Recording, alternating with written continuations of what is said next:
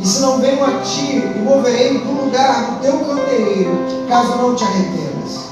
Tens contudo em teu favor, que odeia as obras dos nicolaítas, aos quais eu também odeio. Quem tem ouvidos ouça o que o Espírito diz à igreja. Ao vencedor, dar-lhe-ei que se alimente da árvore da vida, que se encontra no paraíso de Deus. Pode estar sentados. Palavra de Deus, revelação de Jesus Cristo. E é importante nós citarmos logo agora de início, que quando nós falamos do Apocalipse, tem muita gente que tem temor, tem muita gente que tem medo, porque acha que Apocalipse ele se trata apenas do fim das coisas. Mas a palavra Apocalipse significa revelação. E a revelação que Deus tem para nos dar acerca da igreja de Cristo já está concentrada na palavra de Deus. E aqui está a revelação para a igreja ser vitoriosa. Você crê nisso, amém? Amém. Por isso que ele começa a revelação, capítulo 1, você deixa sua Bíblia aberta, a revelação que Deus lhe deu para mostrar aos seus servos as coisas que em breve devem acontecer e que ele, enviando por intermédio do seu anjo, notificou ao seu servo João. Diz a história que João estava isolado, preso na ilha de Patmos. Diz a palavra e a história que João estava ali como um martírio. Foi este um dos apóstolos que não encontrou a morte no seu martírio, como sendo morte matada. Pastor, existe morte matada? Sim. Esta morte, ela foi ocasional, ele morreu de velhice. Aí tem uma outra brincadeira que se faz, que se chama morte morrida, né? Não morte matada. Mas enquanto que ele esteve ali visualizando alguns daqueles que são cristãos entrando, sendo também isolados, sendo martirizados, Deus dá a ele uma revelação. Quem gosta de revelação, diga amém. Amém? Porque a Bíblia, ela se trata de revelação.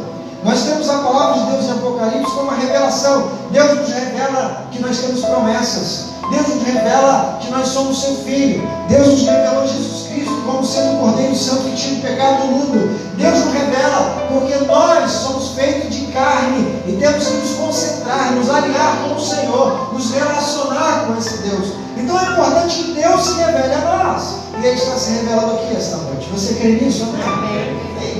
Por isso que a Bíblia fala que Ele traz essa revelação. Ele diz, olha, as 7 igrejas que se encontram na Ásia, aos 7 espíritos, aos 7 anjos, aos castiçais que ali estão. Sabe o que significa, irmãos? E a Bíblia nos revela isso. Ele fala destes espíritos que ali estão, ou seja, cada igreja, ela recebe uma potencialidade espiritual de Deus. E nós, quando estamos aqui, nós temos a certeza que onde a presença de Jesus está, o Espírito de Deus está, não há mal que possa prevalecer na presença do Senhor. E ele escreve a estas igrejas como tendo a realização, como tendo a revelação de que quem governa a igreja é o pastor, não é isso que diz a palavra de Deus? Quem governa a igreja são os presbíteros, é o que diz a palavra de Deus. Quem governa a igreja é o Espírito Santo, porque esse Espírito é o estrategista.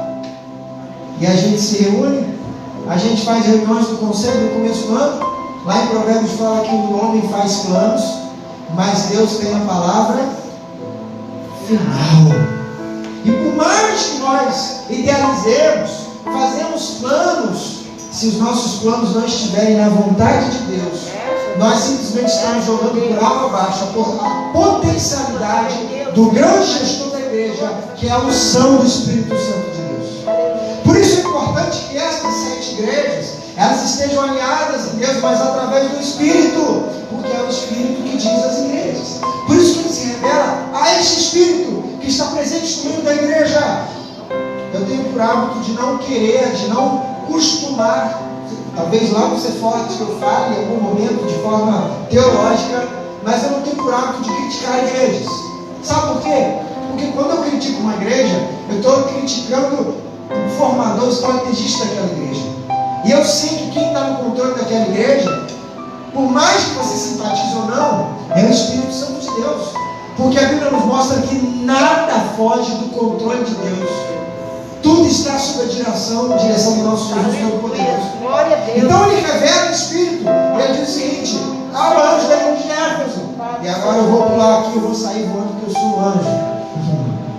A palavra anjo, dentro desse significado, quem acompanhou com a gente o estudo sobre libertação vai se lembrar. Obrigado, Cleonice. Deus te abençoe, te estenda os dias sobre a terra, multiplique teus filhos.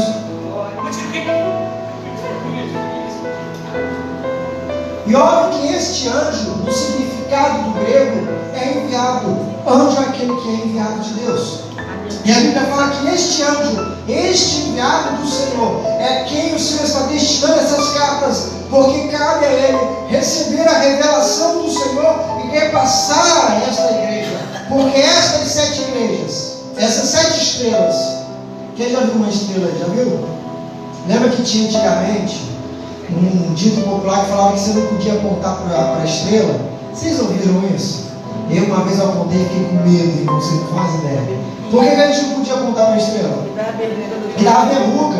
E uma vez eu apontei e falei, Jesus, não deixa eu dar verruga não. E tive, toda criança tem, é uma questão da dermatite lá da pele e tal, depois passa. Mas não devido a isso. Essa estrela ilumina, e a Bíblia fala que estas igrejas são como estrelas na terra, que estão reluzindo, refletindo, que estão iluminando o lugar que nós estamos aqui na igreja da Rocinha. Nós estamos como uma igreja, uma estrela que brilha, uma estrela que pisca, porque o que faz essa estrela incendiar e piscar é a presença do gestor, que é o Espírito Santo de Deus. E as pessoas saberão que aqui, neste local, existe uma estrela piscando, existe luz sendo emitida, existe o Espírito Santo de Deus, existe libertação de vidas, existe ação do Espírito Santo de Deus. Então você anota na sua Bíblia aí que essas igrejas, essas estrelas são igrejas. Esse Espírito é o gestor estrategista de toda a igreja. Este anjo não é um anjo de asinha, é o pastor que é o enviado para falar essas igrejas. Deus, através do teu Espírito, manifesta sobre essa igreja reluzente na figura deste anjo enviado do Senhor para aquele tempo, para aquele momento que ali está.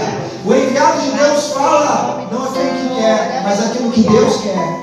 Porque Deus é aquele que fala no momento oportuno, no momento propício. Há tempo de falar sobre paz. Nós estamos vivendo um momento que está muito presente o aguçar do ego. Nós estamos vivendo um momento do politicamente correto. Nós estamos vivendo um momento de que muitos dos líderes, isso não está longe, religiosos, serão perseguidos se ousarem pregar contra opções sexuais no púlpito. Momento que muitos líderes serão perseguidos e talvez até presos se ousarem emitir palavras acerca de Deus, da crença da família, da crença das boas ações. E esse momento não está longe de acontecer.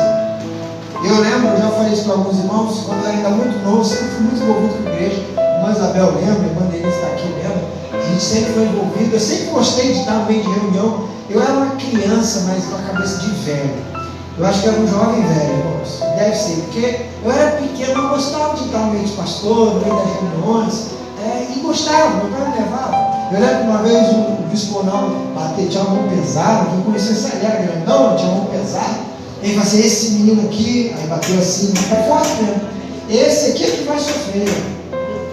Porque o que nós estamos vivendo é só o começo do que a igreja vai passar. Vai chegar um tempo que ele vai ter dificuldade de pregar. Vai chegar um tempo que as pessoas terão dificuldade de ouvir. Lá em Timóteo, capítulo 4, fala que chegará um momento que as pessoas terão como comichão nos ouvidos.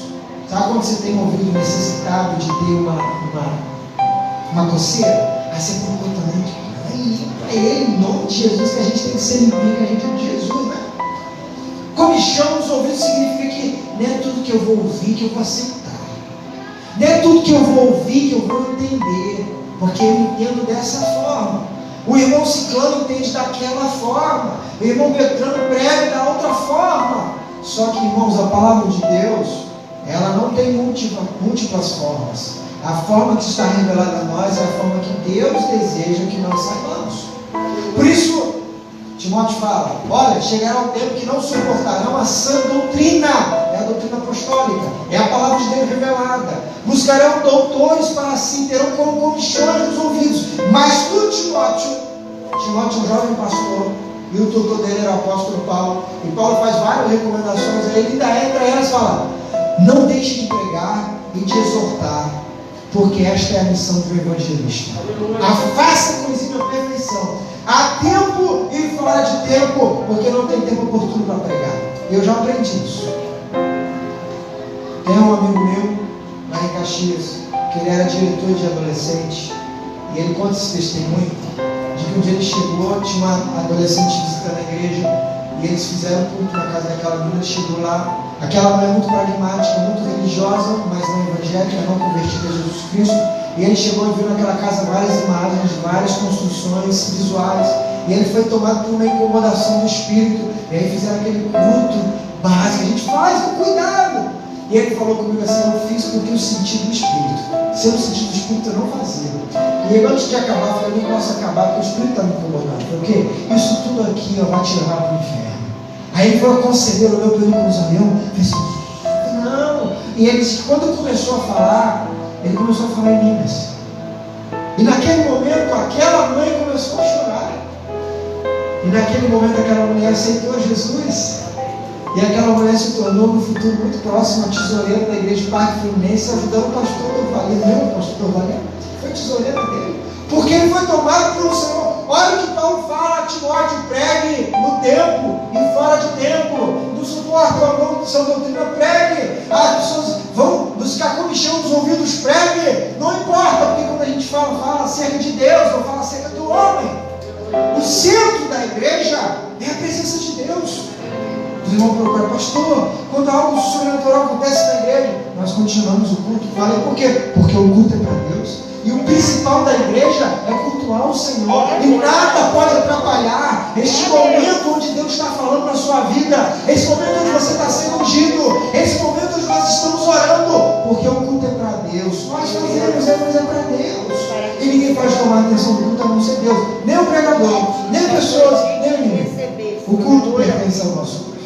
Por isso que ele fala: olha, eu estou escrevendo ao anjo da igreja de Éfeso, escreve essas coisas, aquele que conserva a mão direita a essas 7 igrejas, essas igrejas que estão aí, reluzente, que andam no meio dos 7 candeeiros de ouro, ou seja, estão trazendo a colaboração do Evangelho. Eu conheço as tuas obras, tanto o teu amor como a tua perseverança, e que não pode suportar os homens maus, e que puseste à prova a si mesmo aqueles que se declararam apóstolos, mas não são mentirosos.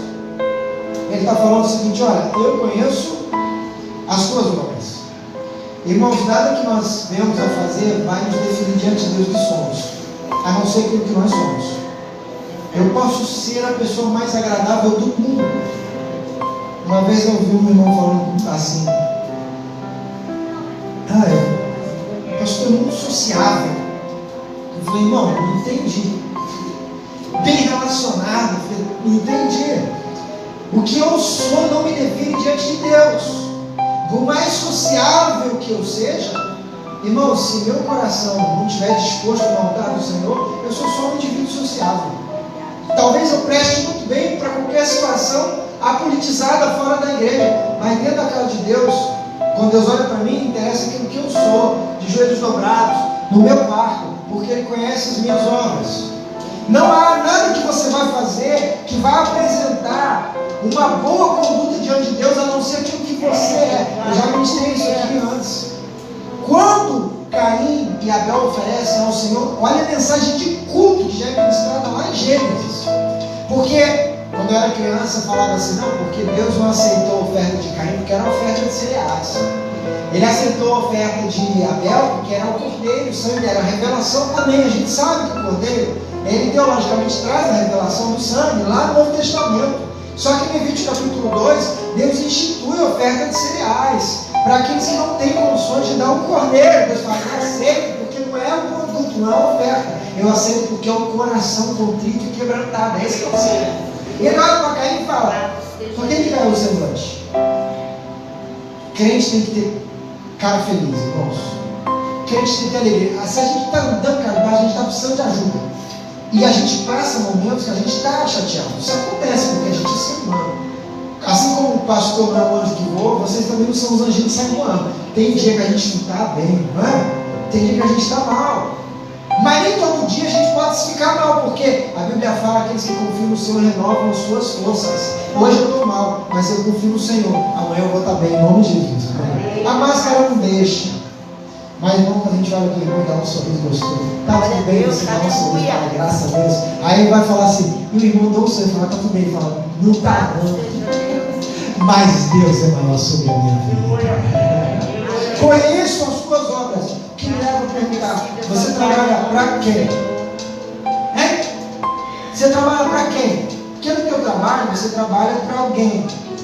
Na tua empresa você trabalha para alguém, por algum motivo. E óbvio que todo trabalho traz uma recompensa. A Bíblia cita lá em Colossenses capítulo 3, versículo 23, e Paulo fala, fazei tudo como para o Senhor, e não para homens, porque recebereis galardão do alto, dos céus.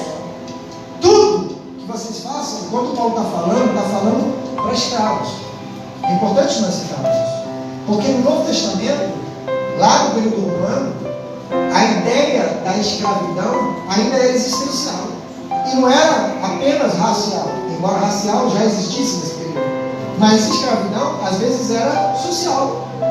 Quem viu aquele filme do Gladiador vai se lembrar que aquele guerreiro, quando ele cai desmaiado, passa um viajante, um encontro desmaiado e o coloca como escravo, porque ele está perdido no mundo. E se você não tem para onde ir, você é escravo. Olha que mensagem forte que a sociedade nos passou. Ele está lançado sobre a terra, ele não tem rumo, ele não tem destino, ele não tem família, ele é escravo. E esse homem precisa de alguém que o liberte. E Jesus é aquele que nos liberta. Aleluia. Independente de onde nós estejamos, ele é aquele que nos comprou com o teu sangue derramado. Paulo, lá em 2 Coríntios capítulo 12, versículo 15, diz, eu de boa vontade me gastarei, e ainda me deixarei gastar em prol da vossa alma. Eu de boa vontade, falando para a igreja de Coríntios. Sabe o que tinha na igreja de Coríntios? Era uma igreja rica, de dons e talentos. Você lê o texto, você vai ver. Só que eles eram tão ricos de dons e talentos que eles brigavam para saber quem era o mais poderoso da igreja. Não, um fala em línguas, esse tem poder. Mas tem um irmão fulano que cura, esse tem mais poder. Tem um irmão fulano que revela, esse tem mais poder. E Paulo fala, ainda que eu falasse em muitos nomes, ainda que eu somasse todas as contribuições, se eu não tiver amor, de nada me bastaria. Ele exorta a igreja de Coríntios, ele corrige a igreja de Coríntios. O texto de Coríntios, Paulo fala que Apolo rejeita estar naquela igreja. Tamanha era o contrito, a confusão que ele tinha. Mas ele diz o seguinte, olha, 2 Coríntios 12, eu, de boa vontade, de alegria, de satisfação, me gastarei e ainda me deixarei gastar em prol da vossa alma. Dá uma satisfação, às vezes a gente fica cansado. Você pega, trabalha. Eu tenho uma preocupação, porque eu ministrei esse texto no mês de maio, porque a gente mudou a conduta. Mas a palavra de Deus nos mostra que Salomão, quando ele começa a regir o exército de Israel, ele muda a escala de trabalho. E ele percebe que os soldados, eles permaneciam 3 meses na guerra e 2 meses em casa. E ele percebe que isso foi um erro. Ele fala, não cometerei os mesmos erros que meu pai Davi cometeu. Você sabe que existe Batseba. E o problema de Batseba foi exatamente que os soldados passaram mais tempo na guerra do que nas suas casas. Ele fala, portanto, inverterei a ordem. Agora vocês vão passar só 2 meses na guerra e 3 meses em casa. Eu tenho essa preocupação para que nós não venhamos a investir o nosso físico na igreja, na obra, e no meio dessa caminhada, como diz o apóstolo Paulo, eu tenho que vigiar para que no meio das minhas palavras eu não venha a tropeçar. E a gente tem que ter esse cuidado. Agora Paulo fala, eu de boa vontade farei. Olha, eu estou exortando a igreja de Coríntios. Olha, vocês, misericórdia. Porque a gente sabe que às vezes, aqui graças a Deus, aqui é todo mundo lavado e reunido com o Espírito Santo, amém? Amém. Pai, eu passei em alguns lugares aí que algumas pessoas vinham, pastor, Jesus, eu preciso de oração, vamos orar. E aí estava um problema na igreja, aí você fala, Senhor, prepara e leva esse crente em nome de Jesus. Teve horário assim? Não, claro que não, vocês são crentes. Tem uns que falam, pastor, não dá mais para mim, vou para o fulano, falei, graças a Deus. Tem uns que dá lamento, falam, não, Jesus, por quê? Muda o coração dessa pessoa. A igreja igreja de Coríntios era assim, mas Paulo olhava para aquela igreja com amor e dizia: olha, de boa vontade, com alegria de espírito, com satisfação, eu investirei minha vida a vocês. Às vezes a gente está na obra, é cansativo. A tia Nazi, ela tinha uma frase que eu gostava muito. Ela era conselheira regional de adolescentes, e ela falava assim: irmãos, porque trabalhar com adolescente é padecer no paraíso. E a gente morria de rir, porque era cansativo, e os menininhos às vezes davam umas respostas, davam vontade de voar no pescoço, né? Às vezes falavam uns negócios que você não gostava muito, mas quando você estava lá no final daquele evento, quando via os corações quebrantados, quando via as pessoas quebrantadas, aí vem aquela satisfação de alma. Pergunta para o pessoal que não vai lá no viaduto, quando a gente vai se esforçando, vem cedo, e quando a gente tem aquela resposta, quando chegam os meninos aqui, dá uma satisfação. Ficamos sabendo semana passada que um que nós estávamos assistindo conseguiu um emprego, alugou uma casa, mandou recado para falar que está bem, agradecendo a igreja. Eu falei para o pastor Marcelo: eu quero até o final do ano ter mais ninguém lá. Porque a gente não quer manter, a gente quer tirar. Isso é libertar. A gente tem que trabalhar para que saia de lá, não que fique lá. Dá uma satisfação. E Paulo ora aquela igreja de Coríntios com essa satisfação. Eu conheço as suas obras. Paulo fala: olha, eu me dedicarei com alegria. A Bíblia nos ensina lá em 1 Pedro capítulo 2, versículo 9, que nós somos sacerdócios reais. Isso nos dá uma autoridade, isso nos dá um peso, porque aquilo que você faz na casa de Deus, Deus somará naquele grande dia. A minha mãe, que aliás tem informação interessante da minha mãe, vocês vão ter aqui, minha mãe batizou aqui no Rocinho. Ela esqueceu de falar isso. E ela na volta falou: meu Deus, eu esqueci de falar, eu batizei ali. Diz, ela tinha uma cachoeira ali. Aqui? E ela falou assim: não, eu fui lá, o meu batismo era adolescente, eu estava na Goiúna, e ali tinha um lugar ali, tinha um rio que a gente batizou. Você tem certeza? Não é na Tirol, na freguesia? Pode ser. Foi lá que a igreja, desde o pastor Rosado, que... desde Rosado, então. Os batismos é lá. Pra cá, né? Então. E aí, a Bíblia nos ensina que nós temos esse peso de responsabilidade. Então, quando nós aceitamos e batizamos e fomos às águas, e ela falava assim, segundo a informação dela, quando eu era criança eu tinha muito medo de quando a igreja estivesse orando, porque falava assim para mim: fecha o olho para orar, porque se você não fechar o olho, o diabo vai aparecer na janela e vai olhar para sua cara. É aquela ideia de levar as pessoas para Jesus pelo medo, né? Só que a gente tem que ir a Jesus pelo amor. É isso. Porque quando a gente trabalha no amor, a graça é mais efetiva do que o medo. E ela falou: vou fechar o olho. E ela falou: o segundo medo que eu tinha era no final das contas, porque falava pra gente, quando a gente fosse para o céu, vai passar um tribunal onde tudo aquilo que aconteceu vai ser revelado. E eu tinha medo de sentar na frente da igreja, e aí Deus colocava no data show, olha a ideia. E naquele data show histórico, todo mundo fazendo assim, coisa feia. Mas a Bíblia fala que nós somos sacerdócios real. Claro que isso é um pensamento de criança, que depois amadureceu.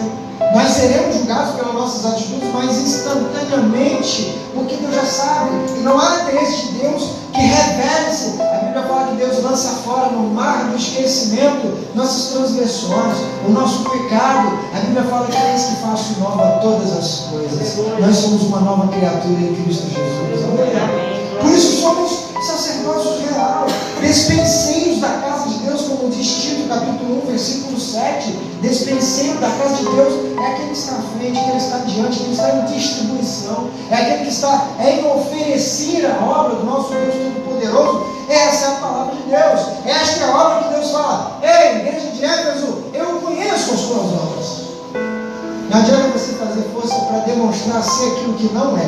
Deus conhece as suas obras. É melhor confessar diante de Deus, diante da tua igreja, quem realmente é, para que Deus trabalhe nessa vida. Porque o primeiro passo de uma transformação de vida é a confissão. Porque quando nós confessamos aquilo que somos, Deus começa a se manifestar, Deus começa a trabalhar, Deus começa a executar a tua obra, porque Deus tem interesse em levar todos para os céus. E ele diz: olha, eu conheço as tuas obras, conheço as tuas obras, e eu digo ainda mais: vocês não suportaram os homens maus. Éfeso era um lugar da adoração à deusa Diana. Tem uma coisa muito interessante aqui, porque a Bíblia nos ensina a suportar uns aos outros. Mas veja bem, quando a Bíblia fala que nós deveríamos suportar uns aos outros, ela não fala em suportar homens maus. A Bíblia não nos ensina a suportar pessoas de má índole. A Bíblia não nos ensina a suportar pessoas que não se arrependem. A Bíblia nos ensina a suportar uns aos outros, como quem é suporte. Como, por exemplo, esse pedestal que faz. Ele suporta o microfone. E muita gente acha que suportar é ficar na sofrência. Não, eu tenho que ali sofrer. Não. Eu vou suportar porque Paulo fala que existem os fracos na fé. É aquele irmão que não consegue se manter na casa de Deus. É aquele irmão que às vezes pode cair em pecado e vem, pastor, eu preciso de ajuda. Isso a Bíblia nos ensina. Sejamos suportes. Porque existem pessoas fracas que precisam da nossa atenção. Mas a Bíblia fala que eles não suportaram os homens maus. A maldade não pode operar na casa de Deus. A malícia não pode operar na casa de Deus. A má construção, a miséria, o espírito de disse-me-disse. A Bíblia nos ensina que a maldade tem que ser disseminada. Ele fala, olha, parabéns, Éfeso, com essas tuas obras, porque não suportaste a presença de homens maus. Não suportaste a presença dos falsos apóstolos. Existiam algumas regras para ser apóstolos de Jesus. E dentre elas, a Bíblia nos ensina que esses homens deveriam ser testemunhas pessoais de Cristo. O apóstolo, no meio dos hebreus, no meio dos convertidos, eles eram aceitos porque eles testemunharam a Jesus. Eles deviam andar com Jesus. É por isso que Paulo fala, defende o seu apostolado, dizendo que ele é um apóstolo o quê? Abortivo. Fala, eu sou um apóstolo abortivo. Eu não vi Jesus como vocês viram. Mas Paulo narra que quando ele está a caminho da perseguição da igreja, quem aparece para ele? Jesus diz, porque me persegue, levanta, vai, tem um homem de Deus, Ananias, eu vou te mostrar o que vai acontecer. Ele não viu Jesus em carne, talvez até tivesse visto, mas não viu Jesus como os apóstolos viram, mas viu Jesus na revelação. E ai da igreja se não fosse Paulo. Porque aqueles apóstolos que o Senhor escolheu, Cláudio Duarte tem uma brincadeira que fala, quando ele escolhe, chama um pescador, né? Chama um homem bom, chama um homem pouco eloquente, né? que é bruto, e quando ele está indo para o céu, Deus fala assim, meu filho, olha a turma que você levou, volta lá, chama mais um caminho contra Paulo, né? Poliglota, que tem ali passe livre para caminhar na asa, ele fala, ei você, vai lá e faz a obra. Paulo é o responsável missionário da conversão dos confins da terra. Paulo é responsável por levantar e edificar tendas. Paulo é responsável por edificar até apóstolos. Perceba isso. Sabe por quê? Porque ele fala que chamou Pedro tete a tete, cara a cara. Olha que autoridade só tinha. E falava, tu és quê? Tu és quê? Hã? Pode falar. Olha, você é um homem que tem dupla personalidade, falta-lhe caráter, desprezível. Sabe por quê? Quando você está no meio dos gentios, você se comporta de um jeito. Quando você está no meio dos judeus, você se comporta de outro jeito. Aquele homem chamado Pedro foi moldado pelo Espírito, foi moldado por Jesus, e ainda depois de Jesus, depois do Espírito, ainda é moldado pelo apóstolo Paulo, porque ele precisava estar em ápice de excelência máxima. Olha que coisa sensacional.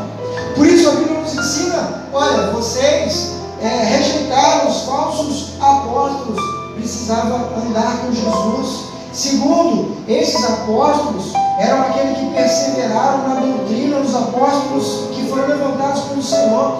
Eles não podiam ter palavras contraditórias daquilo que esses apóstolos, Paulo, João, Tiago, Paulo, traziam. E ele falou, olha, todo mundo que trouxe uma palavra contrária àquela que foi ministrada, é um falso apóstolo. A igreja de Éfeso rejeitou muita gente, porque falava que era apóstolo, mas lá no fundo eles sabiam que eram homens levantados para confundir a igreja de Cristo. E ele fala, olha, eu conheço as tuas obras, rejeitaste os falsos apóstolos, rejeitaste as obras dos nicolaítas. Quem já ouviu falar desse termo nicolaíta e diz amém? Amém. Sabe quem eram os nicolaítas? tinha um camarada presbítero chamado de Nicolau de Antioquia, pastor presbítero. As heresias do cristianismo primitivo surgiram como cristãos, não foi no meio do povo secular, foi no meio da igreja. Aliás, as maiores heresias que aí existem saíram da palavra de Deus. Homens que pervertem a escritura sagrada, há religiões que subtraem textos, sabiam disso? E aí vamos ler do versículo 7, versículo 8, pula-se o 8 e vai direto para o 9, porque aquele versículo 8 não é interessante para eles. Então, essas perversões saem da escritura. Nicolau de Antioquia, ele pregava a libertinagem cristã, ele ignorava o corpo físico como templo do Espírito e pregava a prática sexual das orgias e dizia o seguinte: olha, gnosticismo, o teu corpo não tem a ver com o teu espírito. Quando você for para o céu, vai o teu espírito, não vai o teu corpo. Mas Paulo fala aqui, o corpo é templo do Espírito Santo de Deus. Não há como você desassociar o corpo do espírito. Por isso que quando alguém está mal da mente, está mal do corpo. Quando alguém está mal do corpo, está mal da mente. Porque Deus é aquele que trabalha no corpo como total, integral. Não dá para desassociar. Ele diz o seguinte: olha, nós podemos participar dos cultos libertinos dos deuses pagãos, porque quando você se salva, o que se salva é o teu espírito. Por isso que às vezes o pastor traz uma orientação física, uma orientação estereótipa. Ele fala assim: não, mas olha, o que vai para o céu é o meu espírito. Quem disse? Porque a Bíblia cita lá em Apocalipse que quando Jesus voltar, primeiro as pessoas que sobem, quem são? Aqueles que já partiram. A primeira vinda de Cristo, aqueles que já se foram, encontrarão com o Senhor. No segundo momento, aqueles que aqui estão, irão ao céu. Pastor, como? Diz a Escritura, na revelação, de que quando Jesus Cristo ele teve a sua ressurreição, pessoas que já tinham morrido haviam ressuscitado. As pessoas ficaram estranhas. Peraí, este não é aquele que foi sepultado há tantos dias atrás? Como agora anda? A Bíblia fala que quando Jesus andou nesta terra, ele andou com o corpo glorificado. A Bíblia fala que quando ele chegou lá no caminho de Emaús, ele senta com aqueles dois discípulos. O que ele faz? Ele come e ele bebe. Significa que tem um corpo glorificado ali. Nós somos templo do Espírito Santo de Deus. Não sei porque isso é mistério, não dá para eu definir. Nós temos 2.000 anos de igreja, irmãos. Até hoje, homens se dedicaram a sua vida a isso, não conseguiram trazer essa definição de uma forma mínima, pequena. Eu só digo o seguinte: que o meu corpo vai ser um corpo glorificado. Que quando eu chegar no céu, eu vou olhar para o Severino e falar: conheci o Severino. Eu vou olhar para o James e falar: eu conheci o James. Porque eu tenho que lembrar das boas lembranças que temos aqui nessa terra. Eu tenho que chegar no céu e falar: graças a Deus que tive a oportunidade de estar com os irmãos em Rocinha, porque nós fomos vitoriosos em Cristo Jesus. Glória a Deus. E eles falam que quando esses homens chegaram naquela igreja, ao contrário da igreja de Pérgamo, porque na igreja de Pérgamo, nós vamos falar de Pérgamo, eles aceitam aqueles que seguem a doutrina de Balaão. A igreja de Éfeso recusa. Ele diz: não, nós não queremos nenhuma obra de feitiçaria, nós não queremos ninguém que abuse dessa doutrina, nós não queremos ninguém que traga a perversão de valores daquilo que os apóstolos nos trouxeram. Nós vamos seguir aquilo que a Bíblia nos ensinou. Nós temos visto e vivido um momento com muita dificuldade de autoridade espiritual. Nós temos muitas pessoas que estão sendo seguidas por vários líderes espirituais. Eu vou dizer uma coisa com muito carinho a cada um que aqui se encontra. A Bíblia cita lá em Éfeso, em Apocalipse capítulo 2, ao anjo da igreja de Éfeso: aquela igreja tem um destino, aquela igreja tem um anjo, aquela igreja tem uma pessoa que Deus colocou ali para lhe trazer a revelação. Depois ele cita no versículo 8 ao anjo da igreja de Esmirna. Você já pensou se um membro de Éfeso corre para a igreja de Esmirna? Mas peraí, Deus colocou um anjo em Éfeso para exortar as más práticas de Éfeso. Se você corre para a igreja de Esmirna, você não foi tratado. Por isso que Deus deu um anjo para Éfeso, um anjo para Esmirna, um anjo para Pérgamo. Deus colocou líderes específicos, autoridades específicas para tratar problemas específicos, porque nem todo problema é igual. Ah, quem dera que você forte. no nosso seminário, nós tivéssemos uma cartilha de problemas. E a gente tivesse, olha, problemas de relacionamento com filhos. Está aqui o mapa. Olha, problemas das pessoas que carecem de atenção e oração. Temos. Cada caso é um caso. Cada vida é importante para Deus. Por isso que Deus dá revelações específicas para momentos oportunos, porque Deus é aquele que sabe o momento certo, a hora certa. Deus sabe como fazer para que nós possamos caminhar em vitória em Cristo Jesus. Deus nos ensina que essa igreja rejeitou os nicolaítas, mas ela foi um modelo de avivamento do cristianismo primitivo. A igreja de Éfeso é citada em muitos outros textos de Éfeso, como por exemplo Éfeso capítulo 1, versículo 15, ouviste a fé, tenho ouvido a fé que entre vós há através de Cristo Jesus. Olha o que Paulo fala, eu tenho ouvido através de muitos irmãos, de muitas igrejas, o avivamento que está entre vocês. A igreja de Éfeso não é só exemplo de avivamento da igreja primitiva, como exemplo de bom relacionamento, porque essa igreja ele fala que há amor entre cada um de vós. A igreja de Éfeso era uma igreja que era avivada diante de Deus e diante dos homens. Ela amava a Deus, o fogo caía, mas ela amava o teu próximo porque eles estavam cheios do fogo de Deus. E ele fala, olha, esse modelo de avivamento, esse exemplo não existe mais. Por isso, lhe digo, arrepende-te. De onde caíste? Retorna. Eu não sei, tinha uma musiquinha antiga, mas antiga eu vou lembrar, que era assim: foi na segunda-feira que Cristo me salvou. Foi na segunda-feira que Cristo me salvou. Foi na segunda-feira que Cristo me salvou. E Ele me regenerou, uma coisa assim. Aí os irmãos que foram salvos na segunda ficavam de pé, não diz? Aí vai, foi na terça-feira que Cristo me salvou. O pessoal na terça-feira levantava. Foi na quarta-feira, aí quando é domingo, irmãos, aí aquela chuva, né? Foi no domingo, aí a maioria aceitou no domingo, não. É o dia que você veio para a igreja, o dia que você levantou a mão, a maioria do que não. Eu não sei o dia que você aceitou Jesus. Eu vi uma ilustração uma vez sobre balões de festa de aniversário. Já foi festa de aniversário de criança? A gente faz balão, né? A gente faz balão, aí faz aquela coroa bonita. Como é que é aquele negócio? É coroa mesmo, arco, né? Faz o arco, com cores diferentes.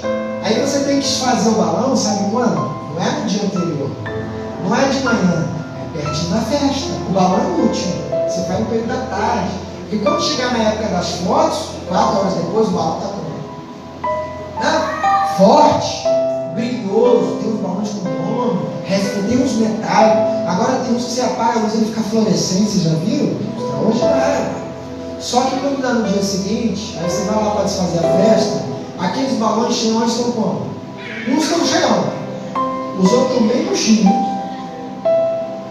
Aí se você deixar para o final do dia, olha que coisa interessante, parece que tem um negócio ali que contamina. Aí o outro balão que está murcho do lado, ele murcha também. Aí o que você tem que fazer? Você tem que tirar o murcho, você tem que fazer festa de novo, e no lugar do murcho você bota um cheio. Não dá a impressão que um contamina o outro, vai murchando o outro. Aí, você aqui já passou por isso, quem já tem um monte de fio igual tem, já passou por isso. Você faz uma linha de bola, aí se começar a dar direito, esvaziar, vai esvaziando assim, tudo assim. Aí fala assim, meu Deus, nem que a bola vai murchando, vai. Porque uma bola murcha contamina outra bola murcha. Interessante isso. Não vai me perguntar por que cientificamente, eu acho que nem tem explicação. Mas o fato é, eu não sei como você se converteu, mas quando o crente se converte, é a coisa mais linda que tem. E ele está pulando, saltitante. Por isso que eu tenho muito cuidado com o novo crente. Eita, pastor, coisa boa, eu estou muito feliz, eu quero fazer mal, ele sabe fazer mal, eu quero fazer isso aqui. Ah, São José, abençoa. Aí eu vou tocar, nem sei cantar, São José, eu não quero cantar. Deus, vai tudo. Coisa boa. Aí começa a cansar. Daqui a pouco ele começa a ver que tem crente que também precisa de crente. Eu sempre digo para os líderes que caminham agora, entenda que na caminhada tem crente que também precisa de crente. Então, se você é crente, seja mais crente do que o crente que você está trabalhando. Porque o crente que você está trabalhando, de repente, está precisando de você. Ah, o fulano devia fazer, mas você não é crente? É. Então você é a pessoa que está aqui para ajudar aquele crente que precisa de outro crente. Ainda caminhando, vai murchando, vai caindo. Lembra uma vez, acho que eu citei isso aqui. A gente estava numa construção na igreja nossa lá em Largo da Paz. Aí quando a gente levantou, bateu a laje, a prefeitura veio, o vizinho fez uma denúncia equivocada, nós tínhamos o projeto da prefeitura.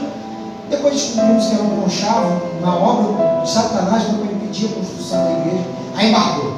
E o camarada era parente do vizinho. Depois a gente descobriu isso. Aí a gente demorou lá um processo de um mês e meio, quase 2 meses para desembargar. Se fosse fazer, ia levar multa. Então a gente tinha que ficar na nossa, respeitar a autoridade, senão a gente paga por isso, né? E aí eu lembro que laje aberta, ela não foi feita para aquilo, ela foi feita para telhar. E aí você que já passou por isso sabe, bate o sol, bate chuva, bate o sol, acontece com a laje, racha. Aliás, a gente tinha esse problema aqui, né? Acabou, graças a Deus, amém? Já está apagando, já está acabando já, graças a Deus. E aí começou a pingar na igreja.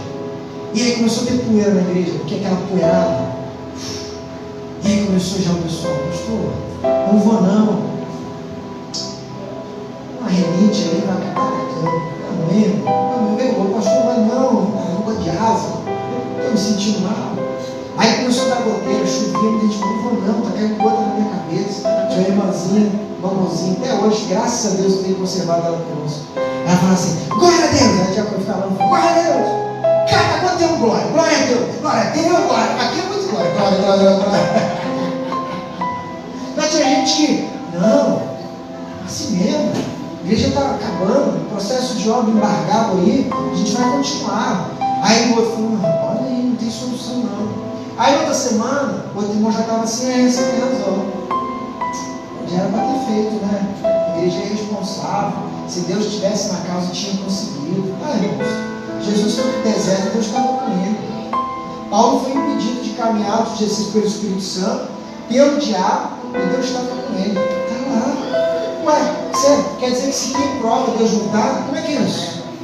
Porque todos os discípulos foram martirizados.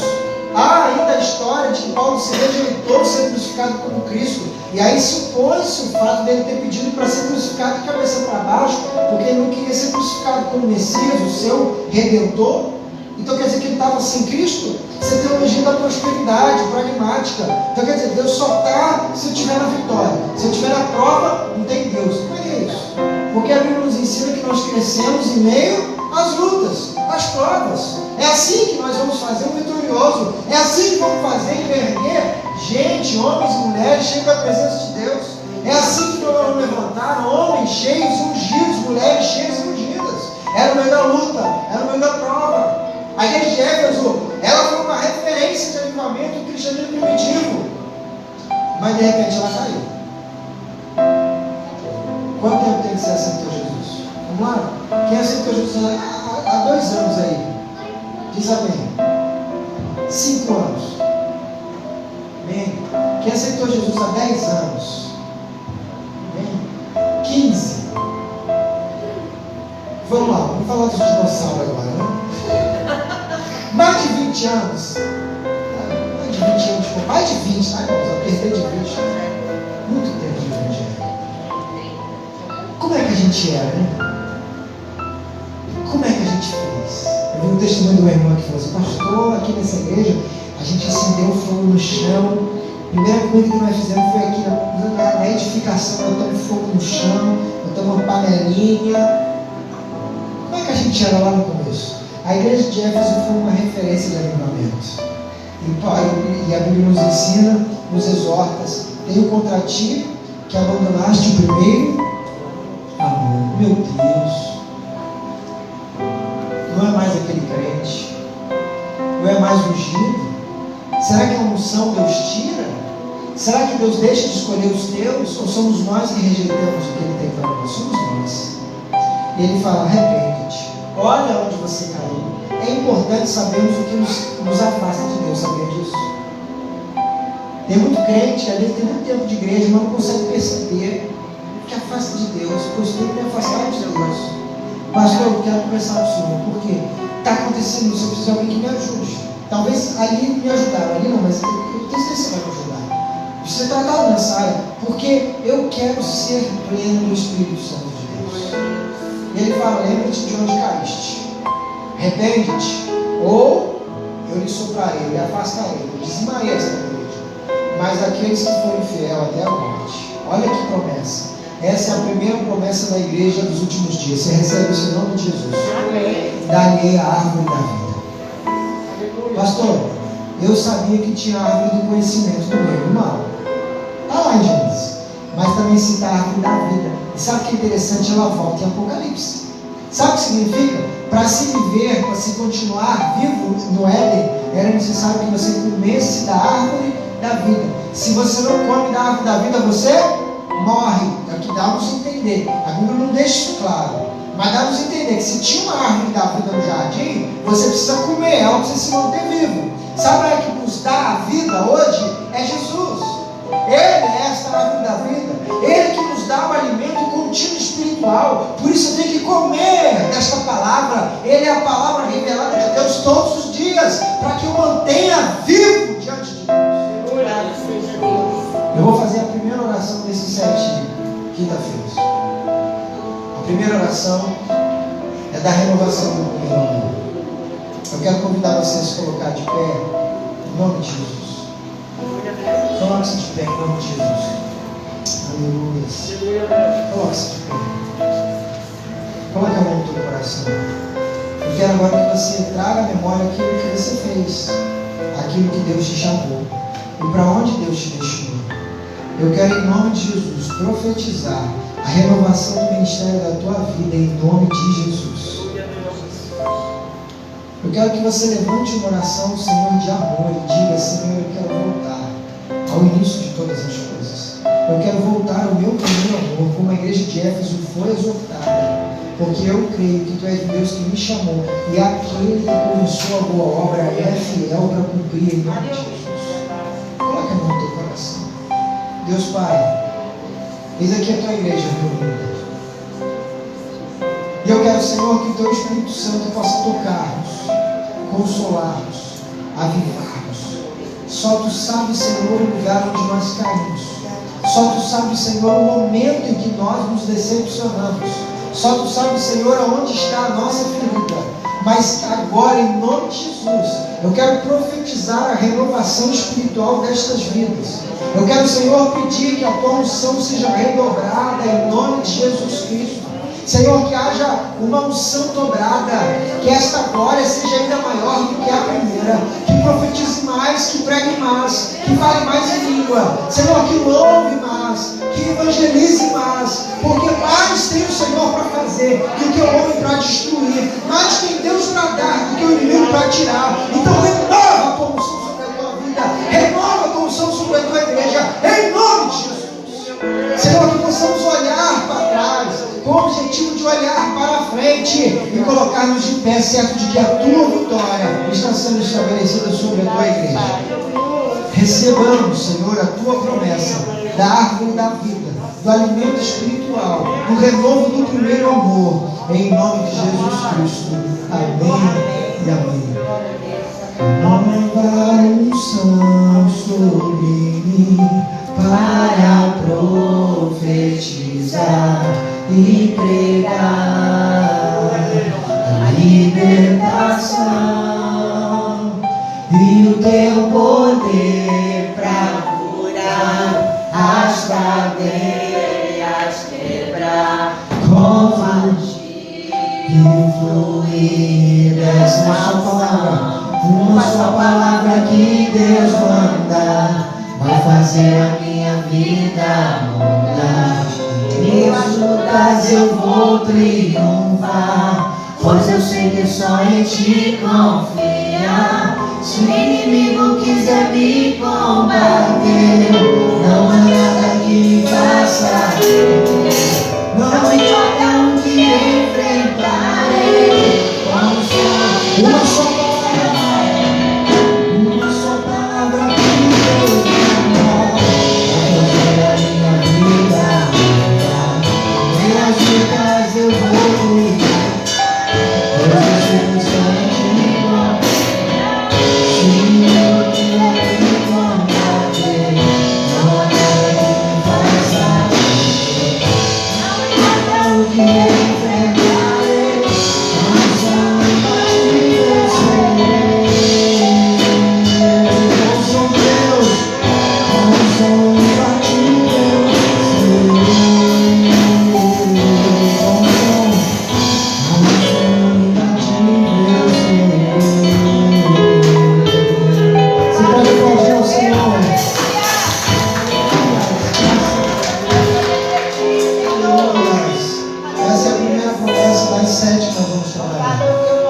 Renova o primeiro amor, Senhor. A exaltação que Deus tem para te dar. Renova o teu primeiro amor, Senhor. Senão o Senhor te afastará. O Senhor te isolará. Verdade, Pai. Sabe por quê? Se eu não me engano, lá em João 17, fala que Ele é lavrador. Nós somos esses ramos. Jesus é aquele que vai trabalhar sobre essa lavoura. Aquele ramo que não produz, Ele corta. Para que nasça um ramo novo, para que possa produzir os frutos. A Bíblia diz que pelos frutos conhecereis. Em nome de Jesus, renova esse primeiro amor. Somos imbatíveis em Cristo Jesus. Sem isso, vamos estar ensinando.